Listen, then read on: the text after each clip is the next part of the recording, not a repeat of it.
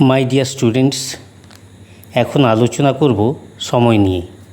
যেমন এখন সকাল 6টা বাজে, ইট ইজ 6 AM নাও, অথবা it is 6 o'clock in the morning.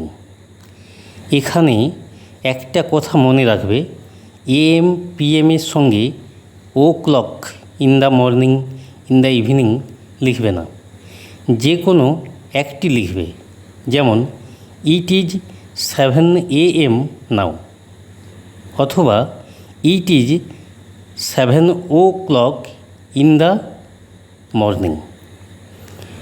Both sentences are right. আবার দেখো, সময় দুই রকম পদ্ধতিতে বলা যেতে পারে। যেমন 6:30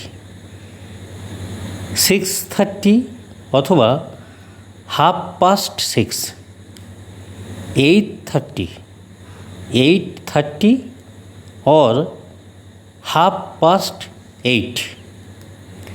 এখানে দেখো, লেখার সময় 6:30 লিখতে হয়। লেখার সময় 6:30 লিখতে হয়। আবার বলার সময় 6:30 বলতে হয়, অর্থাৎ ডট বলতে হচ্ছে না, 6:30 বলতে হয়।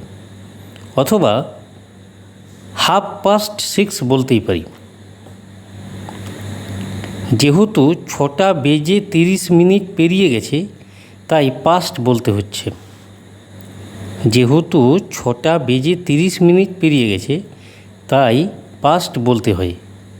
এরপর দেখো 6:40, 6:40, অথবা বলতে পারি 7:20।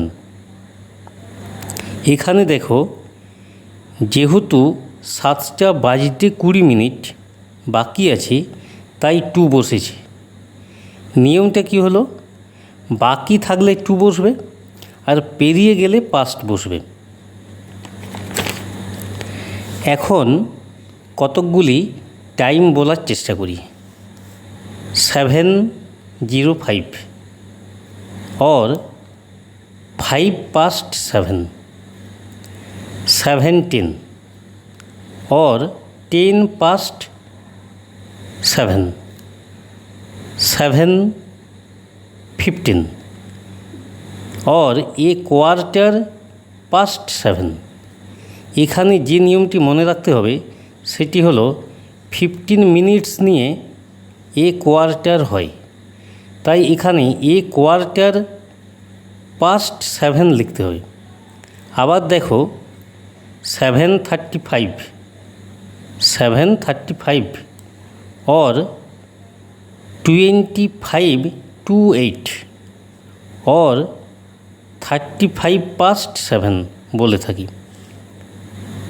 এখানে কী নিয়ম হলো, এখানে 8টা বাজতে 25 মিনিটস বাকি, তাই হয়েছে 25 to 8, 8টা বাজতে বাকি 25 মিনিট। 35 past 7, অর্থাৎ 7টা বেজে 35 মিনিট, 7টা বেজে 35 মিনিট, অর্থাৎ 35 মিনিট পেরিয়ে গেছে। যাই হোক, মাই ডিয়ার স্টুডেন্টস, এইভাবে টাইম বলবে বা লিখবে। ভিডিওটি ভালো লাগলে লাইক, শেয়ার, কমেন্ট করবে, তোমাদের বন্ধুদের মধ্যে শেয়ার করবে। ধন্যবাদ, সবাই ভালো থাকো।